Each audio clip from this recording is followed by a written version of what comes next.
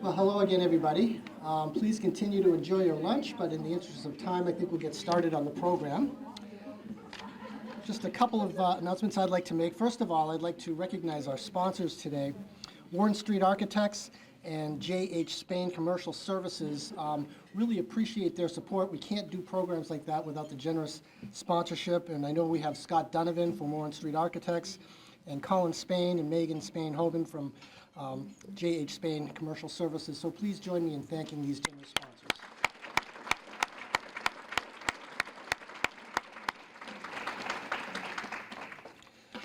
Also, it's always good to see Mayor Boulay here. We thank you for joining us, Mayor, and I know this is an issue that's near and dear to your heart and something that you've been working on for a very long time. We're also, we have two city councilors with us today, Stacy Brown and Xander Rice Hawkins, so we're grateful to your presence with us today as well. Thank you for joining us. And last but not least, I always like to recognize my bosses that are in the room. So we have Tanya Rochette from NAMI, New Hampshire. She is immediate past chair and, on our board of directors. Also, we have Dara Madden from Irish Electric and Scott Laughinghouse from Ledyard Bank. So bosses, thank you for being here today. Appreciate that. We have really a terrific panel of speakers today to talk about a very important issue. There will be an opportunity for some Q&A at the very end. I will introduce the first speaker, and then subsequent speakers will be introduced by the folks that are up at the podium. So we'll make this go very nice and smoothly. So I'm going to start by introducing our first speaker, Connor Spern. She is Outreach Services Coordinator with the Coalition to End Homelessness.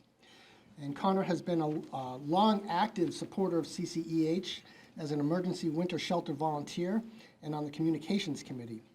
Connor's position requires intensive collaboration with other agencies involved in outreach to connect with people experiencing homelessness.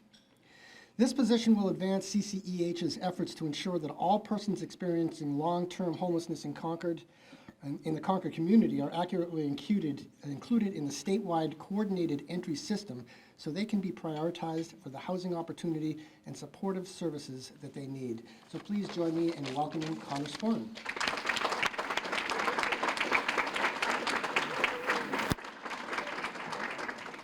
Hi, I'm going to set myself a little timer so I don't go over. Yeah, it is. All right. I first want to thank the Chamber for making this a topic of conversation and putting it as a keynote that we want to have discussed with the business leaders of Concord. So I just want to say thank you for that. This is an issue that is near and dear to many of the people in this room. I'm seeing people from Community Action Program, Riverbend. There's just so many different organizations and community members that touch this issue, including people who just live in the city of Concord. Because our unhoused community is still part of our community. Many of the people that live outside have been in this community for a long time. They've worked for your organizations and they deserve the right to housing in our community. And I think that it is crucial that from the ground up that everyone is on board with this mission and ready to advocate for those people and what they need. So I'm really excited that you get to hear today about what is happening. As Tim mentioned, my focus in my role in my organization is street outreach. That encompasses many different things, but on the daily, my job is to connect with people where they are. So that includes encampments, underneath a bridge, in the woods, in their vehicle, wherever a person may be residing at the time, and that is in need of services. So we collaborate with many other organizations to do this. Our agency in particular focuses on adults experiencing chronic long-term homelessness, which is defined as someone who has experienced multiple instances or single instances of homelessness for 1 year or longer. And that sounds like a long time, and there are, I would guess, to be close to 200 people in Concord that have been out here for a year or longer. That have experienced homelessness multiple times in their life. And for every single person that is in what we can consider to be a singular situation, there is no one story or situation that has led people to be here. Every single person that is out here is an individual. They have individual stories, individual barriers, individual family members, and circumstances that have led them to be here. So I kind of find that to be the most meaningful part of my job. We talk about it on one end as being data collection and being a part of what is known as the Homeless Management Information System. It is a statewide system that tracks people experiencing homelessness. It collects, basic demographic information, but also there are assessments that we use to prioritize people for housing opportunities that exist outside of Section 8 or as what is actually known as housing choice voucher, or any type of state-run housing assistance. It gives access to all of those different programs. But that assessment really captures, it asks questions that ask about why people have experienced homelessness. Has it been a past history of things that have happened? Is it things you're experiencing now? Are you at risk where you're staying? Are you experiencing violence? Are you at risk because you owe someone money? It asks some really difficult questions. And I think with all the assessors that I know, specifically I can speak to, Owen is a person I do outreach with, Morgan is someone I do an outreach with. When we're asking people these questions, we're not just reading them off of the paper, that we're really taking the time to make sure that we're asking questions in a trauma-informed way, that we're stressing with the person that we're asking these questions not because it will disqualify them from any services, but that in fact it might help them because the services that are eligible through this system are built for people experiencing homelessness. They are built for people who have the barriers that have maybe precluded them from other housing opportunities, especially in a market when landlords have the right to choose, they have the ability to choose from hundreds of people. I don't know if anyone's gone to an apartment showing anytime recently, but there's 20 people. So if you have people who are with good credit, they are with good rental histories, they aren't struggling with substance use disorders or mental health disorders, that they can present well in front of someone, that they have the clothes to show up and see a landlord and look like the proper tenant. If those people are struggling with finding housing, people who have none of that and more are just going to be continually in this cycle. So that already breeds a sense of despair, a sense of, I can't do this, I am not worthy of this. And I think as outreach workers, the most important thing that we can do is to sit with people, listen to what they're telling us, and validate that what they have been through is a part of why they're here now. They're not here because they're bad people. They're not they're not here because they have a criminal history. They're here because they need services and that they are worthy of those services, and to kind of take them out of maybe this bucket that we can tend to generalize people, that I think sometimes the term homeless person gets generalized into. Because we as humans like to mentally group people, and that grouping is dehumanizing. And I think it eliminates the individual story. So again, that outreach is the beginning of that process of making sure we're building rapport with people. Maybe they're not ready for housing services. I think there is sometimes a narrative that happens that there are people out here who are survivalists or they choose to be out here. And as we continue to build these relationships with people and hear their stories, it's not that they're choosing to be out here. They're choosing to keep themselves from the continued feeling of failure when they don't get the housing. They're keeping themselves from the continued trauma of being told no, that your criminal history is too long. So they're maybe choosing it, or they'll tell you that. But when you really start to dig deeper, there are way, way, way, way more reasons why people are saying that than what it comes across as. So that is something I really want to stress, because I think there is, I've been hearing it a lot more recently, that narrative. And I want to tell you, as someone who has talked to the people who maybe would be considered a survivalist or a person who looks like they enjoy living outside, that's not the case. And even if that's the case for them at that time, we're still going to engage with them, and we're going to build that trust, and we're going to show them that, hey, when we say we're going to show up, we're going to show up. When we say that we're going to help you, we're going to help you, despite anything that you might think be holding you back. And so I do think there is also kind of a movement happening that is more of these projects, more of Green Streets and West Streets and permanent supportive housing projects that make space for those people, that give them the opportunity to return to normal, Because I think even when you experience one time, a week time of living outside, that is that's trauma. Living outside is trauma. Not knowing where you're going to get your next meal is trauma. That is something that when people are already coming from horrific situations that they've been through, whether it be domestic violence, substance use is scary. People with substance use disorders are just as scared of their disorder as like people kind of tend to be of people with substance use disorders. That is scary. And trying to overcome that when there doesn't seem to be an option is really difficult. So I think as communities, we need to be more supportive of the agencies that are able to reach people where they are, and to be, as a community, saying, hey, maybe I don't understand your issue, but I'm gonna do whatever I can to support the agencies who can help you. That we're all sitting at the table, that we're all having the same conversations and the same understanding of who we're working with. I have to say it's really been a privilege being able to do this, because even before I worked for CCEH, I've been involved with the Friendly Kitchen, volunteered at the shelter, but to be in encampments with people and to be where they live, what they consider to be home, and it is home. I don't even necessarily like the word unhoused, because it's truly what it is they don't have a house, but they have a home. Even if you go into the most stereotypical homeless camp, like every single person there has something that they have done to make their place more homey. They have welcome signs, they have mats, they take their shoes off before they go into their tent, they have rugs and chairs that they've collected from wherever they've gotten them, and have little sitting areas. They have dishes, they set up mirrors, they set up places to brush their teeth. So these are all things that exist even without a home, without a house. So I think that just really underlines the biological right, the biological need to have that feeling of home. And I think that it seems now that there's more of it, that more of this is happening, that more people are experiencing substance use disorders, more people have mental health. These things all exist inside the housed community as well.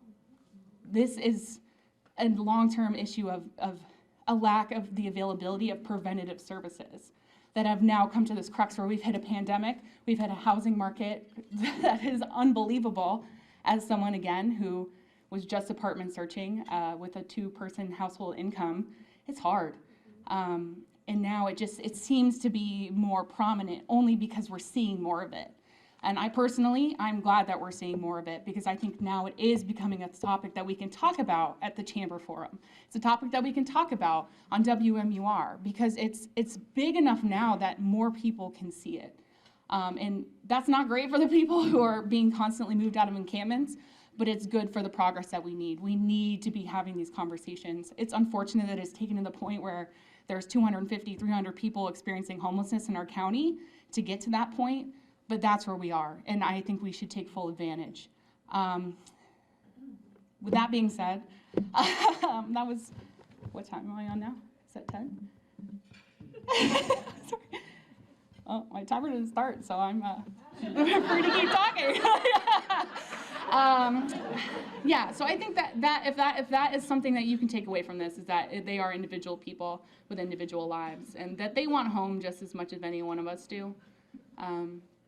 They just have way more barriers to getting there. And I would say a majority of our folks are dealing with, most of the time, co-occurring mental health disorders and substance use disorders. And there is a severe lack of ability to access services to get people what they need. And a lot of times that initiative, that want to, I deserve to be better, I deserve to get better, if you cannot get people at that point, it's going to be either a while to get back around, or again, it just becomes another step in that cycle where they've just been told no again, or they're not worthy of those services again. So if you can think of that next time that you hear the word encampment, or a person experiencing homelessness, a homeless person, that is a person. And they're just as valid and real as any one of us. And honestly, I love them.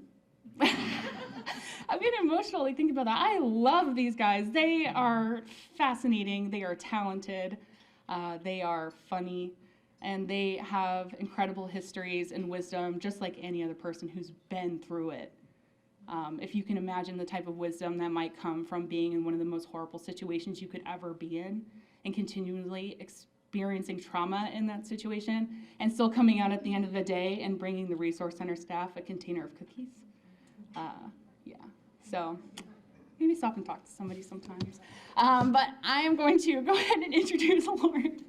Lauren, I have the opportunity to work with Lauren in a couple of capacities recently, so I'm very excited she's here. Lauren is the Director of Housing and Supportive Services for Families in Transition. She serves as the Director of Housing and oversees the organization's family shelters, the Housing Intake Department, and traditional and permanent supportive housing programs in Concord, Dover, and Manchester. Lauren's career in nonprofit management and human services spans nearly 15 years. Before joining Families in Transition, Lauren served as the Director of Programs for Stratford County Community Action Partnership, and she managed more than 40 programs, including fuel and electric assistance, senior transportation, homeless and housing programs, weatherization, workforce and job training programs, and 3 food pantries throughout Stratford County. Before her work at CAPSC, she was the welfare officer for the city of Somersworth and a founding partner of Good Works Employment Services in York County. Lauren is a graduate of Ithaca College in New York, and she is wonderful to work with, and I'm very excited to hear what she has to say.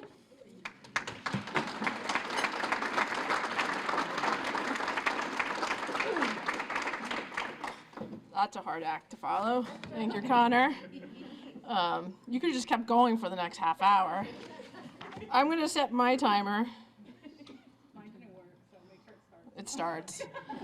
As Connor said, thank you, Connor. I can really ditto everything that Connor said about the homeless and unhoused or people with no homes.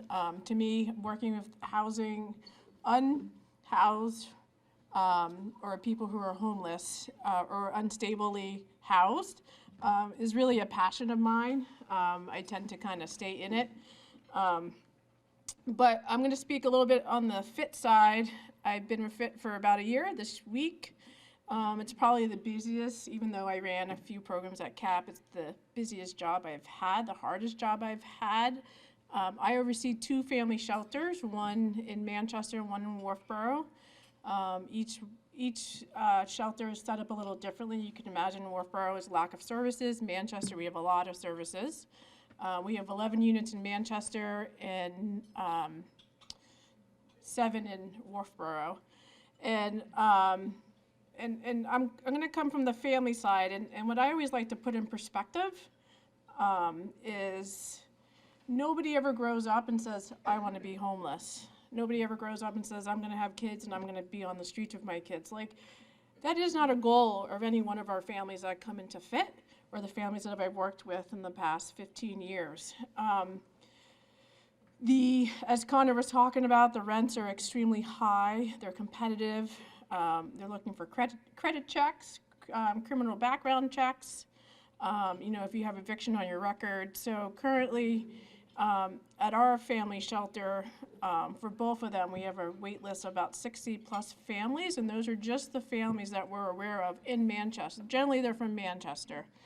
And we have, and on that note, we don't kick anybody out. So our long-term person right there is about 11 months.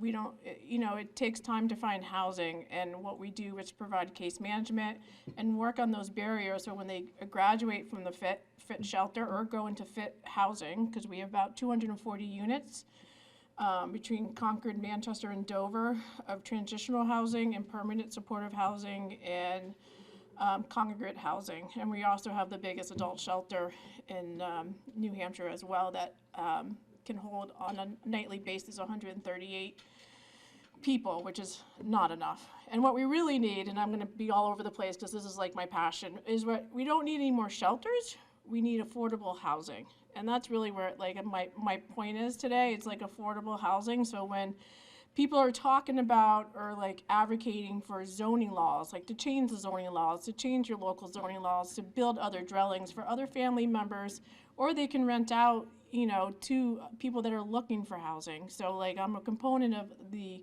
advocating for changing the zoning, but really the market is so hot right now, as you all know, really what we need is when you're building is to get the cities on board and towns to say, let's have mixed use housing, right? I got 11 families and 60-plus families waiting to get into shelter that are sleeping in their cars, sleeping in hallways, wherever they can find a place to sleep and stay warm that night. And really, like, if we can have mixed-use housing, and what I mean by that is have market rent with subsidized apartments within their when they are developing to do that. So then on that hand, you can make income on both sides. Like, on the end of the day, nobody knows who has a housing choice voucher. Like, I could have a housing choice voucher, but you don't know that, so like, also getting away from that stereotype, like, oh, they have a Section 8, they have a housing choice voucher, and to educate, if there's landlords in here, like, it doesn't mean they're a bad person. I mean, they got additional assistance. And, and it's not a long-term thing. It could be, but the point is to graduate from subsidy housing. So that's, and the families that we deal with are very complex, like SUD and mental health and co-occurring, and the families are very complex, right? We had a mom just recently come in. She came in midsummer, pregnant, sleeping in the hallway. We just brought her, and they came in about 2 or 3 months ago, and she just had a baby. So you can imagine she has a 5-year-old, and she just had a baby, and if she didn't have a place to go, then giving birth, which ended up being at a shelter, who knows where that baby would have been born, right? So, so I'm really, in my years also, just with my years of work, I've seen the housing increase. And it's like survival of the fittest, like what Connor was saying. Like, I can tell a family to go look at an apartment, but there's 20 to 30 people ahead. And then you have the application fee. So if you don't have if you don't have the money, these are just the barriers to our families, and it's just giving them a chance, even though they might have an eviction on the record. What happened during that time? It could be from 10 years ago. They got their crap together now, and they could be, a good tenant, So just advocating, and it's the homelessness. I've never seen it the way it is. It's I don't really know what the solution is. It could be pods, it could be this, it could be that, but it's really like supporting where families are at, and really understanding homelessness as a family unit, working with the homeless liaisons, so kids can also stay in the school district that they want to stay on if they're at our Manchester shelter. But it's really, it could be generational poverty, and they're back at the shelter for the second time now. They're an adult, so we're helping them with those skills. But at the end of the day, nobody wants to be in a shelter. They want to be in their own home, and whatever that own home is, like I ditto what Connor said, is like, what your standard of living is not my standard of living. Like, if that tent is your home, that is your home. If that trailer is your home and it's run down, but you're safe, you're there, you have a roof over your head. So it's also getting rid of another stereotype, like, well, that's, that house isn't suitable to live. But it might be, because that's all they can afford at the time. Right? So a lot of them are on fixed incomes, right? Social Security, social SSDI. And so, I'm just really open your eyes to the family homelessness. I mean, it is, for our housing, I'll just give you a perspective. We have 240 units, all mixed around Manchester, Concord, and Dover. We have a wait list about 1.5 years, 2 years to get into our housing. So I'm talking to families on a daily basis saying, do you have anything else for me today? Do you have any shelter? And I have to say, I don't. Do you have another place to go? And so there's really some tough conversation. So what I would, I can go on and on about families, but really it's just keeping an open mind when you see families that are homelessness, or not judging them. Our families, we do the best we can, and advocating for them, and people do judge, like, okay, they have a cell phone, all right, like, that's their safety, so also taking the stigmatism away. Like, nobody wants to be homeless. That's really my point. Like, it's just you and I too love the homeless. I can sit all day and talk to them, like, sit down and have a conversation, sit down and talk to their mom, and it's really kind of neat to watch when they start coming into the shelter, because they are in survival mode, and after about 2 weeks, you see a change, because they have shelter, they have food, their kids safe, they have, heat, everything they need. So it's really a great transition. So on that note, what I'm going to say, if there's any landlords in this room today, please keep an open mind when you have families that are on a fixed income, that might have a criminal background, that might have a bad credit history. Like, talk to them, ask them what has happened in their life and what's going to be different this time around. So, I'm going to end on that note.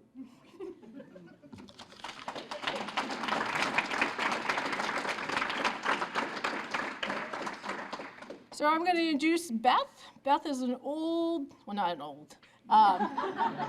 and I had an opportunity to work for several years together through her community action here in Concord. So I've worked on and off with Beth for the last few years. It's been a wonderful experience, and I'm glad she's here today. So Beth Heyward is the Director of Strategy and Planning for Community Action Program, Belknap-Merrimack counties. Beth has worked for the organization for 5 years. Beth also oversees all the housing stabilization programs for the agency. Beth grew up in New Hampshire and lives in Fremont, New Hampshire with her husband, 4-year-old son, 2 dogs, a cat, and chickens. And in her free time, she loves hiking and spending time in the White Mountains. So would we welcome Beth?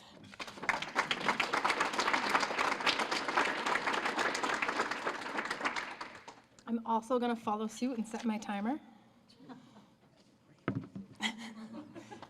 All right, thank you so much for having me. So I'm going to just ditto everything the two of them just said. And I'm not going to rehash it. I totally agree with everything they said. I'm going to talk a little bit about Community Action Program, what we do, and how we partner with so many people in this room, and how that is what is unique about Concord, is that we have the best partnerships. We just do. We work together. Street Outreach, Freeman, Owen, sitting over there. They are the bread and butter of Community Action Program. What they do is everything. And so I just get to be lucky enough to talk about all the amazing things they do. And so Freeman and Owen are Street Outreach, both counties. We focus on every single town, encampments. They do it. Community Action has over 70 programs, and so we love to say we do the whole family approach. We work with someone in an encampment, we bring them in, we are lucky enough to get them housed, and then we surround them by all the other services. Because once you're housed, that's just step one. And then there are 5 other, and then 5 more, and then 5 more. And so Community Action really likes to walk with that person and really help them to become sustainable by themselves. So they don't have to work with us anymore. Not that we don't want to, we love them. But if someone can say, I don't need your services, that's a win. That's a huge win for us. And so it starts with housing. And this market, as the ladies have talked about, is crazy right now. It's really, really tough to find housing. And so when we do, we want to make sure that person stays housed. And so what does that look like? That looks like fuel assistance. That looks like electric assistance, our food pantries. It looks like Head Start. Do you have kids? Do you need childcare so you can go back to work? All right, we got you covered. I mean, it's everything. We work from pregnant to elderly. We have elderly and family housing across the 2 counties, but like Lauren said, our wait list is crazy. I mean, we have people calling every day. Anything open, anything open. And the one thing we need is affordable housing. That's what we need. We need transitional housing. We need bigger, more affordable housing. That's what's going to help us get out of this, and that's really hard. That is not a simple fix. It's not an overnight fix. That's a multi-year fix. And working with businesses, working with developers, working with landlords, that's how we do that. And Community Action is pretty good at that, I would say. The relationships we've built with landlords are amazing. Freeman can call a landlord up who is on the fence, and usually he comes on the side to say, okay, I'll take a chance on that family or that individual. That's huge. That's a lot of work. That's the work that we do every single day, are those relationships. The other agencies are doing the same exact thing, and they're doing it amazingly. We work with Concord Human Services, another huge component to the city of Concord and all the amazing things we are able to do for people who are unhoused. Again, they're limited, their funds are limited, so we really have to come together. We really try, Community Action, to do the best with our abilities, our funds. What funds do we have, and how can we work with Human Services? They're gonna pay for this chunk, we're gonna pay for that chunk, to make it last the longest. That's the other thing, is that limited funds. We have great rental assistance programs. They're amazing. They're limited. They're very difficult to get into. We can only serve a certain amount of people. They're not, a couple of months. They're usually 1 year to 2 year. Great. But that's not helpful when someone who's in that program is on a 6-year wait list, because they could do everything they're supposed to do. And then that program ends and they cannot afford their rent. They start the process all over again. They are back out on the street. And so we need more programs that are a bit longer to deal with these huge wait lists on these housing, anywhere. There's wait lists anywhere. And then, as the ladies said, when an apartment does come up, you got 30 people standing in line right before you. You're lucky if you even get to see it before the landlord has already picked the person with the perfect credit and the nice clothes and a 2-income household. A family with 1-income household and kids they're not going to make it. They're not even going to get there. And so again, that's where we need to start. We need more affordable housing. That's like the 10,000 foot view. But how do we get there? How do we do that? And what do we do in the meantime? Because it's not going to happen overnight. So in the meantime, we work together as a team. We work together with people in this room. We work together with so many other people outside of this room. And I think for us to be able to present to the business community is amazing. I really hope the other chambers that we're a part of follow suit. Somebody talking about this to Laconia and Kearsarge and Meredith, because we need to get in front of those people too, to really talk about what it's really like. These are actual people. Stop putting them in a box. Oh, they're the homeless. That's terrible. No, they're people. People who happen to be homeless right this moment. And so the business community is the one community I feel like we haven't really utilized to the best of our ability. I know Community Action is really good at going kind of under the radar. Of all our programs, Meals on Wheels, Head Start, WIC. I'm sure you guys have heard all of those, right? Fuel assistance. But when you talk about Community Action Program, so many people are like, well, I don't know what that is. But then you say, well, do you know Head Start? Do you know WIC? Oh, of course. Well, then you know Community Action Program. And so we've just gone so long at letting our program speak and not really saying who we are, which is a disservice, because when we're talking to a business, I want that business to know, hey, we're Community Action Program. You have a specific niche you want to donate to or come be a part of, we probably have it. We have over 70 programs and services. And so the business aspect of this is huge, and it's, my timer, did it start? Oh, it did. No, it did. It did. I'm good. I got a little more time. Good. Perfect. And so I'm just really excited to be able to speak in front of this crowd, letting this crowd know, hearing from different organizations that do similar things, but different things. And outreach is so important. We do not have enough outreach. We don't. I will say that Community Action just applied for 4 more grants. We have not heard if we've received them, but if we do, it is going to double our outreach in both communities. We will be able to hire additional people, boots on the ground, talking to the people that need it the most. And so we're really hopeful that that happens, but we just don't know. It's all about the funding, and hopefully by Christmas we know that would be a really great Christmas present if they said, yay, you got them all. We could have a nice little Christmas there. But I just want to thank everyone for letting us speak. I want to thank Connor and Lauren. I'm new to working with Connor, but like Lauren said, we've worked together. The 5 community action agencies in the state I meet with them pretty much daily. We are very close, and no matter where you live, you have a community action program that you can call that has similar services. We don't all do every service, but pretty similar. And if they don't do it, they're gonna refer you to whoever it is. That's the other thing I would say that our street outreach team does is referrals. If we can't help that person, we are going to do a warm handoff. You are not gonna just say, here's a number, call. That doesn't work. That person may not be in a situation where they can call, or they call that one time and they don't get an answer. We may never get that person to call again.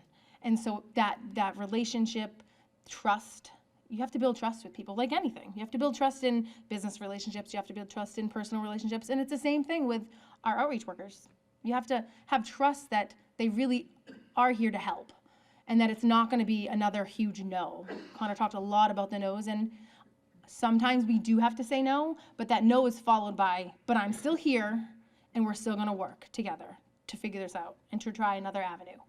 And so that trust is everything, and those relationships are everything. And if we didn't have as many amazing organizations in this community that we have, we just wouldn't be able to do as much because, you know, we focus on low income. That's technically our focus.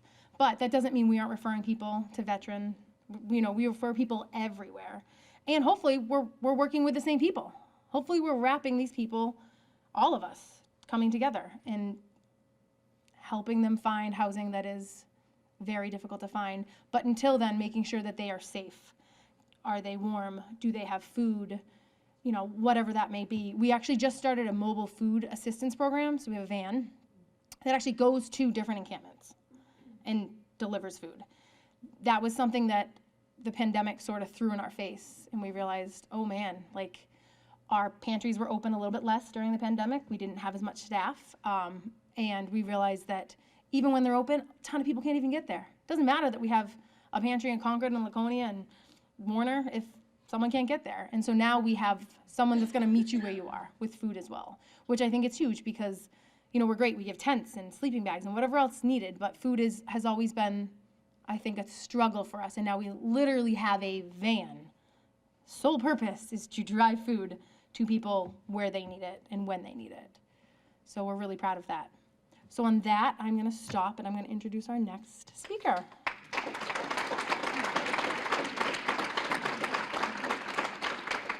So Ariel Hayes is co-director of the Youth Success Project. Glasses, hold on, sorry. She's a young person and the director of the Youth Assistance Project. Ariel worked in a runaway and homeless youth services before stepping into the director role and has had her own brief experience with homelessness.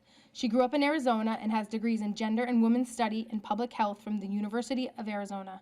Ariel is passionate about grassroots advocacy work, community building, social justice, and youth empowerment.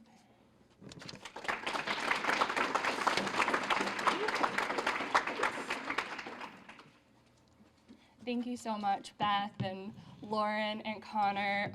Like everyone else said, hard to follow up the folks who have gone ahead of me.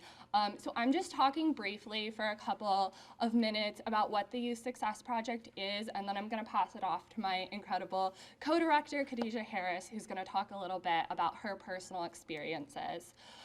So the Youth Success Project is a relatively new organization. We're a board of young people, and everyone who's a part of the Youth Success Project has experienced some sort of unaccompanied homelessness, which just means that we were homeless without a parent or guardian while we were under the age of 25.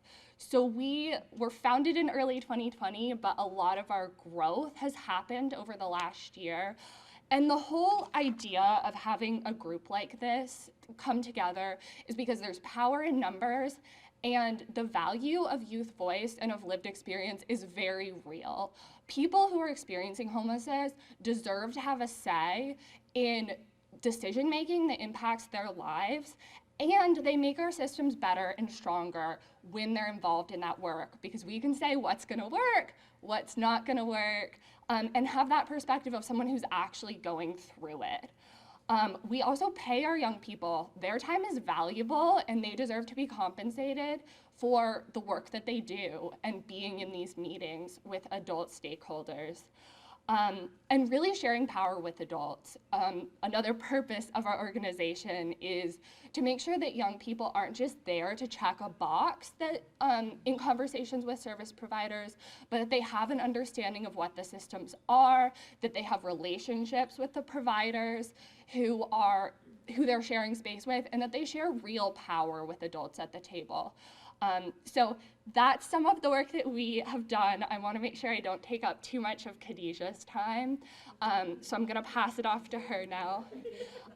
Khadijah, like I said, is my incredible co-director. She's been a part of the Youth Success Project for longer than I have. She was one of the founding members when we first started up in early 2020. And she really does exemplify a success story of a young person coming from some hard circumstances and really doing some incredible work now. She will tell you her story, but with that.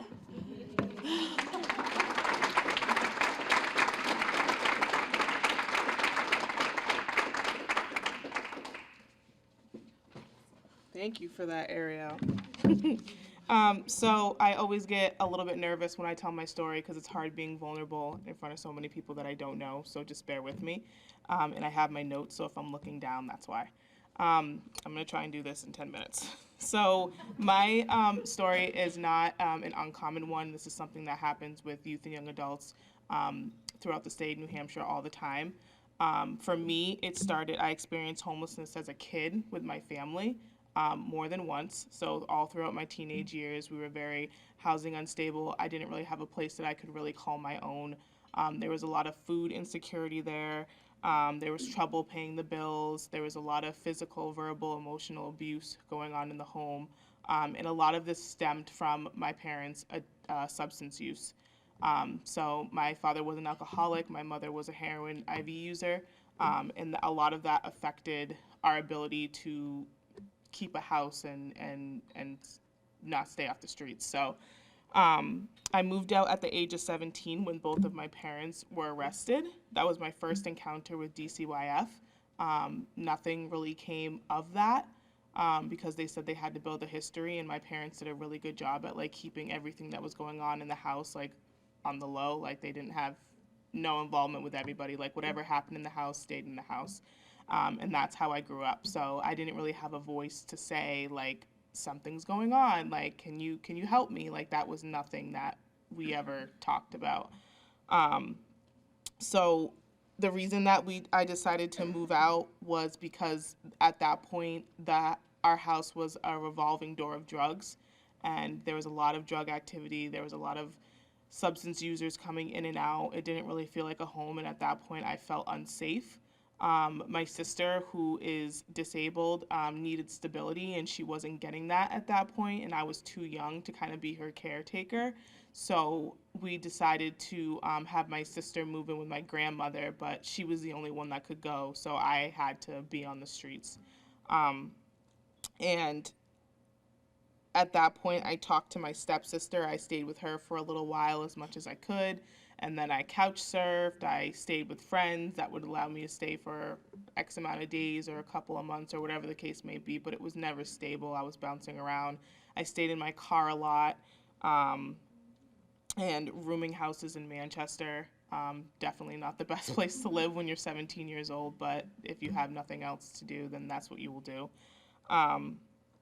And I didn't have much family here, so I only had my grandmother, my aunt, my uncles, and my other aunts lived in different states, so it was only them. So if I were to go to a place, that would be the place to go, and there just wasn't enough room for me. So I was homeless for a total of 2 years until I utilized the transitional living program through Waypoint. And through the transitional living program, I was able to strive. The one thing that I always had with me no matter what. Like I had all my stuff in my car, but the one thing that was absolutely mine was my education, and I took it very seriously. And I was homeless all throughout my associate's degree. I got my associate's degree in addiction in September of 2016. I have a lot of work experience in the addiction field. It's one of my passions for sure. But I was able to strive, attend college, I was able to work, and most importantly, save money so I can get my own place. So after a year and a half, I ended up getting my first apartment, and I have not been homeless since. So thank you. So like I said, I was able to graduate with my associate's degree, and then from there, I pursued my bachelor's degree in human services. I started working a lot in the field with youth and young adults, still doing a little work in the substance abuse field, and I'm a mother of two, so I do have a 4-year-old. Her name is Isabella, and recently I delivered my son Phoenix on October 5th, but he was a stillborn. So yeah. So my kids are something that does keep me going, and now I am pursuing my master's degree in criminal justice, and I'm a year from graduation. So yeah. And this is the last one. No more school after this. I'm done. I thought about law school, and then I was like, yeah, no. So yeah. So and I'm the co-director of the Youth Success Project. So I don't know. I probably have a year more of this work, and then I will be moving on to the next chapter, doing something in the criminal justice field. Don't know what that is yet. Still shopping around for internships, but yeah, that's it.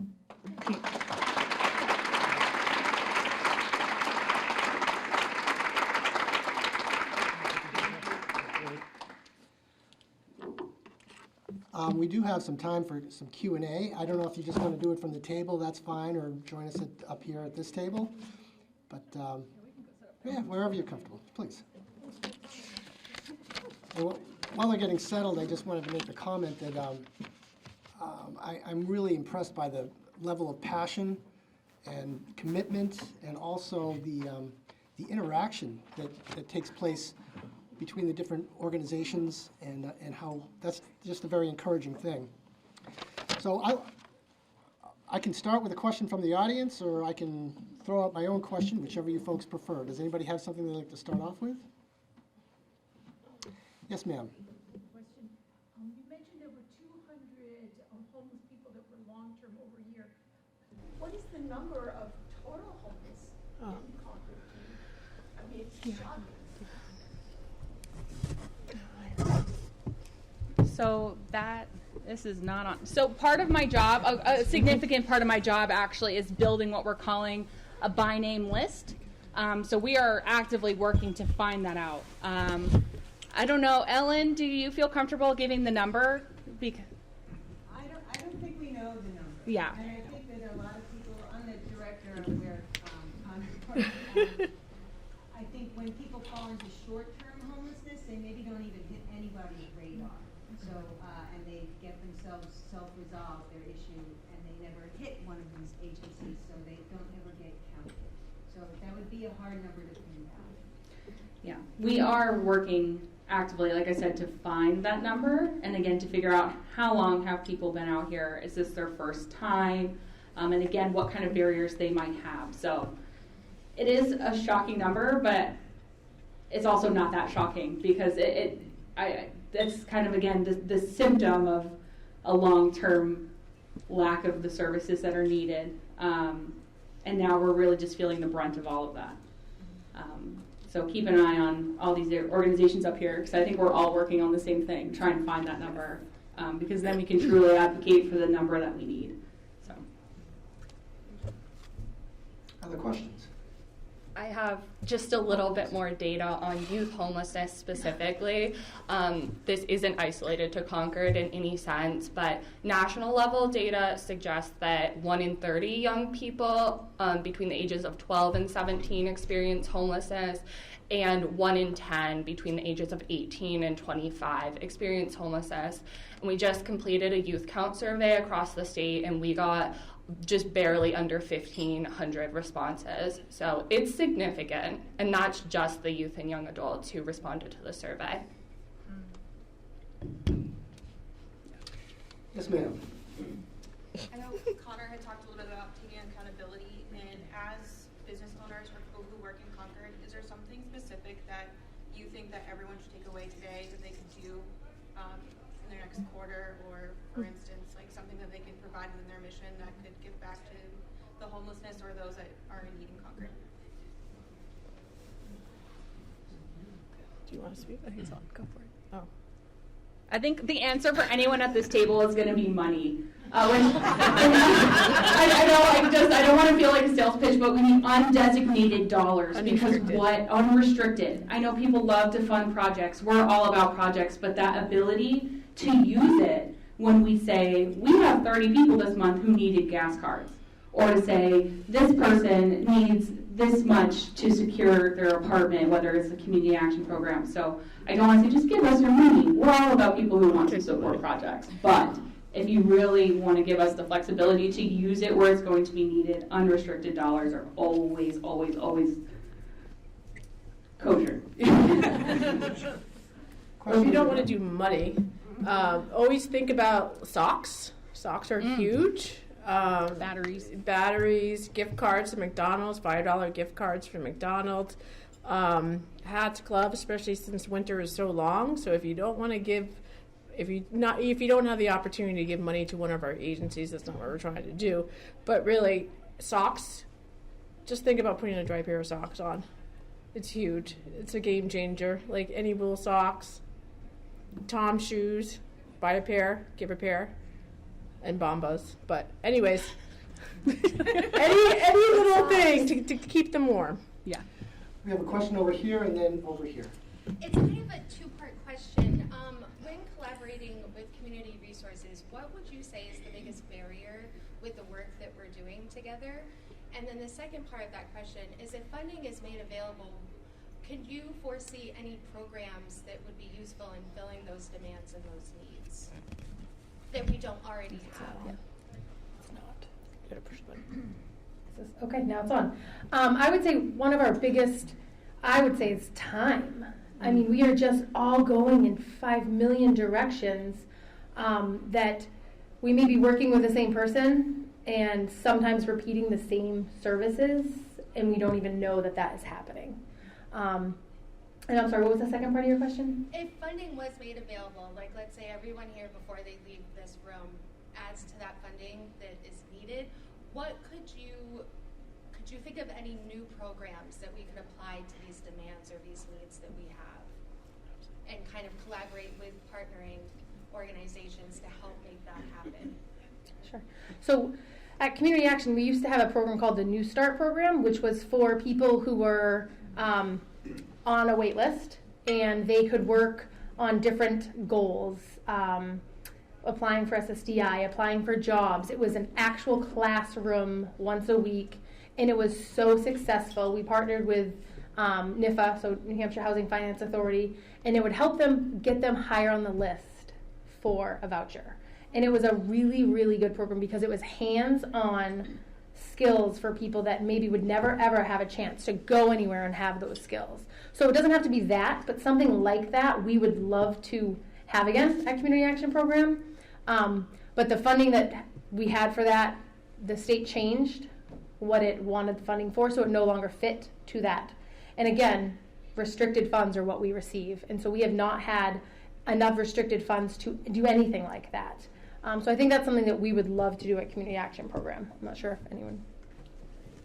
Yeah, I'll tap on to some of the services that already exist. There are actually a lot of services that already exist that are just understaffed, or the ability to bridge that gap doesn't exist. Permanent supportive housing is something that we always want to focus on, because it encompasses that either it's a unit-based rental support, or an individual is given rental assistance and you have to find a unit, but those come attached with case management, which is expensive. And that case management is really what keeps people in housing, and it helps them get ready for that housing. So anything that has case management attached to it is really important. So anything that can go to support those types of projects is actually really impactful, and that's what helps keep people sustained in their housing. And to just add to that, that's a huge issue for us, is that we have all these funds for rental assistance, but then we have a teeny tiny bit to hire a staff full-time, to have a caseload of 25, 35, 45, to do all this case management, yet you do not have the funds to actually support that. So someone like Community Action, we don't have unlimited funds of unrestricted, and so it's really hard because we should have 3 case managers and we have 1.5.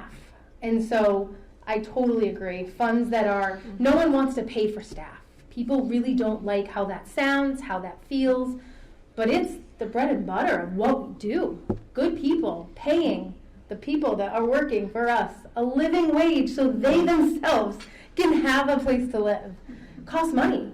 And unfortunately for Community Action, we are very much federally funded, and the federal government has taken some time to come up to par with living standards and costs and what the private sector can pay. And so we lose a lot of fantastic people to the private sector because they literally cannot survive continuing to work for us. It's not that they don't want to. And so that's a little plug for unrestricted funds that we can use to pay people.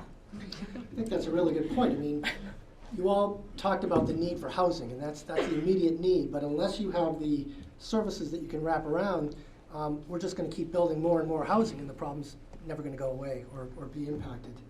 I think there was a question over here. I'm really just going to say that, like, bolster the existing programs. We Yes. don't need more initiatives or more programs. We need more money for the existing infrastructure and to support these people. They're doing the work, and most of us have an Amazon wish list, so check out our Facebook page. We list the things we need, and people getting the same item, equity, equality, being treated the same, it's important. It's not just a word that keeps winding up on the news. We actually want to do these things. So each family getting the same type of a blanket or the same type of a tent is important because one isn't treated better or worse than the other. And not for nothing, when you all buy fleece blankets, my clients catch on fire. So, you know, let us buy the stuff. We'll happily take your money. One follow-up, I'll defer to you, sir.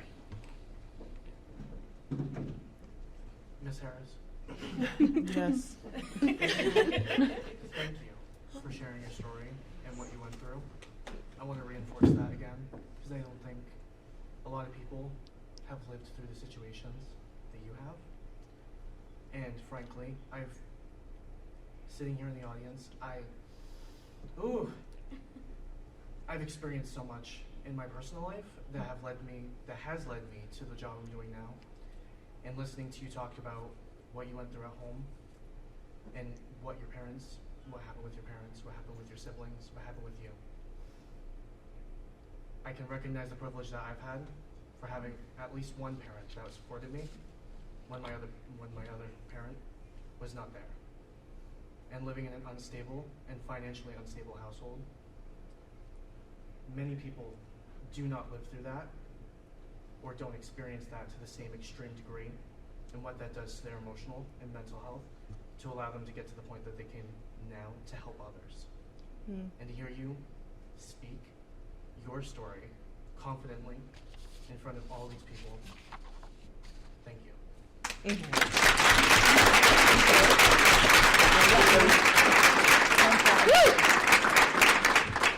Well, on that very positive note, so thank you so much for making that statement.